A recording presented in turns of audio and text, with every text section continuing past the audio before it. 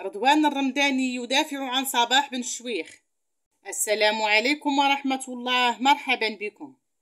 عبر الإعلامي المغربي رضوان الرمداني عن دعمه لليوتيوبرز المغربية صباح بن شويخ بسبب الانتقادات التي تلقتها من طرف رواد مواقع التواصل الاجتماعي عقب تمثيلها المغرب كسفيرة للكونغرس العالمي للإعلام في نسخته الثانية المقامة في مدينة أبو ظبي بدولة الإمارات.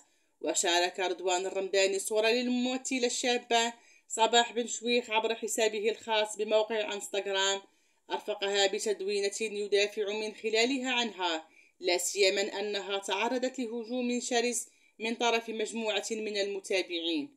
وجاءت التدوينة كالتالي: والله ما كنفهم علاش هاد الهجوم على شابة مغربية، كل ذنبها أنها بدات مسار في السوشيال ميديا وخدامة على راسها وكتجتهد، بغينا ولا كرهنا استدعيوها تشارك في نشاط خاص بالإعلام، راه ماشي مشكل ديالها، من حقها تشارك.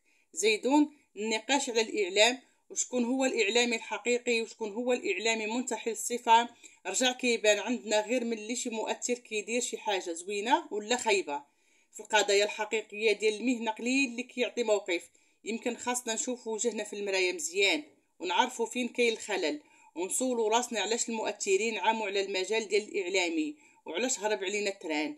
واش هما اللي تعداو ولا أهل القبيلة اللي تخباو؟ راه الطبيعة لا تقبل الفراغ والإعلام حتى هو لا يقبل الفراغ. زيد على هاد الشي فئة من الجمهور كتساهم في تدمير الإعلام، وهاد الفئة نيت هي اللي كتنوض تهاجم هاد الشابة. شكرا على اهتمامكم، لا تنسوا وضع لايك للفيديو والاشتراك في القناة مع تفعيل الجرس ليصلكم دائما الجديد. دمتم في رعاية الله، وإلى اللقاء إن شاء الله في موعد قريب.